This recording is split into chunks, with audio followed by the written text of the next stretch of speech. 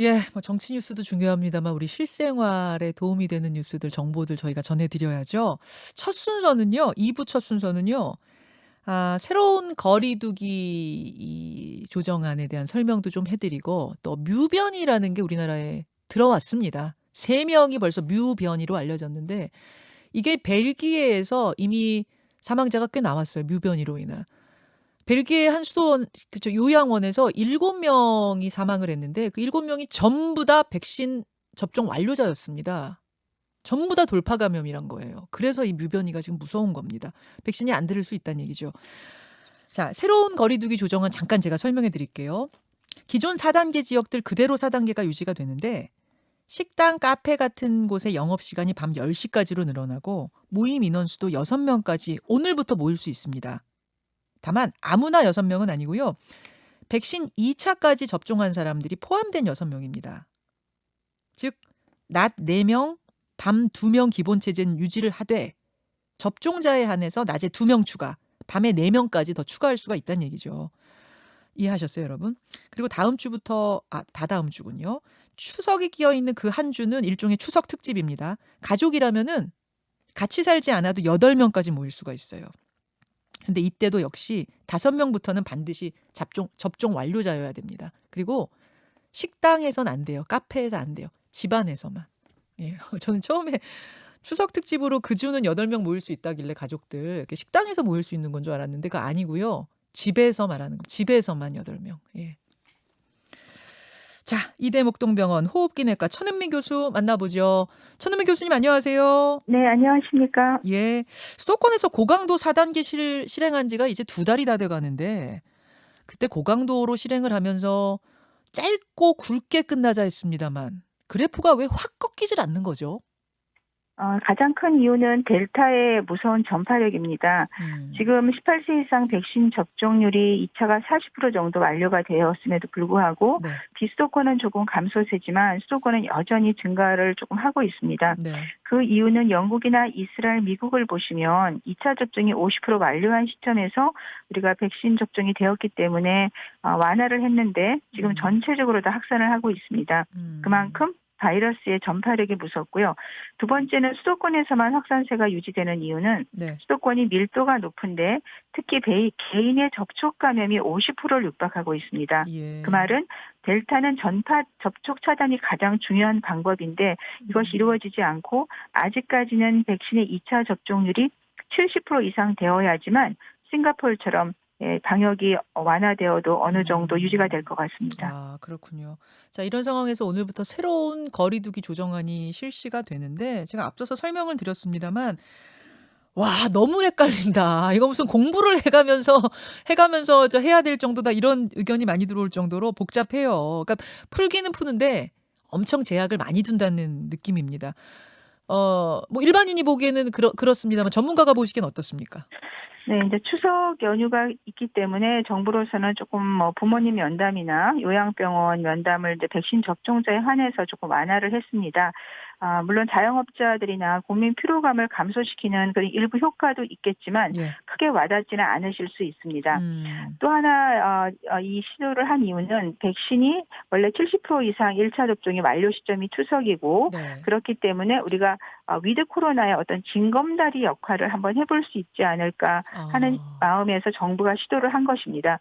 위드 그렇다 코로나를 지금 검토한다는 얘기는 이미 질병청장이 얘기를 했잖아요. 네네. 이번에 살짝 한번 갈 수 있을까 없을까 가늠을 해 보는 어떤 테스트 기간이 도 될 수 있다는 네, 저는 말씀이세요? 그렇게 생각하고요. 그런데 어. 만일에 추석에 이동량이 증가되어서 예. 확진자가 늘게 되면 위드 코로나 시점이 더 늦춰질 수 있기 때문에 네, 아. 이동량은 최소한으로 감소시킬 수 있게 노력하는 것이 필요할 것 같습니다. 자, 2 가지 질문 드릴게요. 우선 이제 위드 코로나 가기 전에 거리 두기 지금 고강도 거리 두기도 쪼끔 더 조정해야 되지 않겠느냐라는 얘기가 여기저기서 나와요. 자영업자분들 특히 정말 악소리 날 정도로 힘들어하시고. 그러자 어제 손영래 반장이 질병청의 손영래 반장이 "10 월부터는 거리 두기 단계를 조정할 수 있지 않을까 고민한다. 지금 보고 있다." 이러시더라고요. 거리 두기 네. 단계를 좀 더 풀 수 있는 어떤 기점을 어떻게 보십니까? 네. 추석이 지나면 1 차가 70% 아마 2 차가 50% 올라갈 겁니다. 음. 그러면 아까 말씀드린 대로 2차가 50%일 때 네. 방역을 한 번에 완화한 나라들은 다 확진자가 늘어서 문제가 되고 있어요. 어. 그러면 50% 시점에서 70%를 육박하기 전에 서서히 완화를 해야 됩니다. 그 예. 시점이 이제 10월 초 정도가 될 것이고 아. 그때는 자영업자분들 위주로 천천히 방역을 완화해야 됩니다. 물론 어. 국민들 입장에서는 같이 또 이렇게 방역 완화 시그널이 주어지면 국민들은 사실은 더 먼저 움직여요. 맞아요. 네. 그렇기 때문에 그 점에 대해서 항상 조금 주의를 강조를 시켜드리고 음. 하지만 10월이 지나게 되면 11월 정도에는 저는 분명히 치료제가 나올 거라고 확신을 하거든요. 왜냐하면 음. 9월, 10월에 지금 긴급 승인이 들어갈 거기 때문에 네, 음. 그렇게 되면 우리가 걱정했던 이런 여러 가지 점이 많이 해결될 수 있는 시점이 전 10월이라고 생각합니다. 아 그래서 10월 얘기가 나오는 거군요. 그러면 거리 두기를 이제 조금 더 완화하는 시점을 10월로 보고 위드 코로나 영국이나 덴마크가 시행하고 있는 위드 코로나 그냥 일상생활을 영위하면서 누군가 발생하면 독감 때 그러하듯이 그분들 치료하면서 가는 위드 코로나는 언제쯤으로 보세요? 우리나라. 네. 지금 다행히 치사율이 좀 많이 떨어지고 있지만 아직 독감률 치사율은 아닙니다. 근데 음. 싱가포르는 거의 독감률 치사율을 가지고 있고 우리 제가 싱가포르 모형을 말씀을 드리는데 우선은 확진자가 늘더라도 그 중증 환자라든지 병상 가동률이 유지가 되게 되면 문제가 없겠죠. 그 음. 시점은 백신 접종률을 70% 이상 2차를 올려야 되는 시점이고 네. 그리고 말씀드린 치료제가 나오는 시점이기 때문에 예. 저는 11월 그게 11월. 정도가 돼야 된다고 생각합니다. 지금 어. 경구 치료제는 뭐 MSD나 로슈나 화이자 여러 나라에서 지금 임상 3상을 또 완료 시점이기 때문에 네네. 분명히 나올 겁니다. 그 시점까지만 우리 국민들이 음. 조금 이동량 감소시키고 방역을 지켜주시면 될 것 음. 같습니다. 계속 천우미 교수님은 그 경구 치료제가 나오는 시점이 굉장히 중요한 분기점이 될 거란 얘기를 네, 강조하시더라고요. 그러니까 주사로 맞습니다. 맞는 그 중증으로 가는 거 막는 그 치료제 말고 입원해서 맞아야 되는 치료제 말고 우리 감기약 먹듯 경구 치료제 먹어서 해결할 수 있는 치료제가 나오는 시점이 위드 코로나로 갈 수 있는 그러면서 동시에 백신도 70% 이상 2차까지 완료하는 그 시점 정도를 보면 그게 11월쯤 될 거다. 그렇습니다. 근데 변이가 말이에요. 끊임없이 나옵니다. 지금 한 수십 개 변이가 나온 걸로 저도 알고 있습니다만 뭐 변이가 나온다고 다 그게 강한 변이는 아닐 테고 우리가 주목해야 되는 변이들이 있잖아요. 그중에 네. 뮤 변이. 우리나라에서 3명 나왔거든요, 지금까지. 이거 어떤 건가요? 그러니까 변이는 이제 복제 중에 실수로 발생을 하는데 주로 확진자가 증가하는 나라에 새로 발생하고 이 콜롬비아에서 발생을 했는데 콜롬비아 내에서는 지금 39% 이상 증가가 됐습니다. 특히 어. 콜롬비아가 하루에 700명씩 사망했는데 이게 네. 3분의 2가 이 유변이의 사망률이고요. 어. 그래서 문제가 되는 거는 이제 벨기에에서 요양원에서 그 7명이 사망을 하셨는데 대부분 건강하신 분들이었고 네. 백신 접종을 2차 완료한 분들이었다는 의미는 네. 베타 변이와 비슷하게 미우 변이가 백신을 회피하는 능력이 있다는 거죠. 그렇기 음. 때문에 지금 전 세계적으로 조금 관심을 갖고 있는 관심 변이고 미국이나 유럽 전역에 한 40개국에 전파가 됐고요. 음. 미국은 지금 2,500명 이상 발견이 됐습니다. 그 어. 말은 델타 변이만큼 빠르지는 않지만 네. 콜롬비아 상황을 생각한다면 옛날 인도처럼 네. 델타 변이처럼 우리가 무시할 수 없는 정도의 전파력도 있을 것 같고 어. 백신 회피와 같은 그러한 문제도 있기 때문에 국내에서도 관심을 가져야 될 변이라고 생각합니다.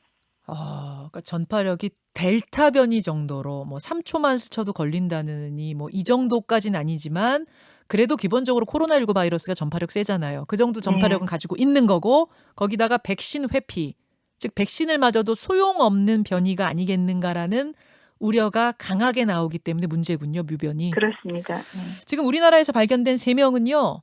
다 외국에서 온 사람들이더라고요. 입국하신 분들. 한 분은 네. 콜롬비아에서 한 분은 미국에서 한 분도 역시 유럽이던가요? 멕시코에서 왔습니다. 멕시코입니까? 예. 예. 예. 거기서 오신 분들이 지금 걸린 상태고요.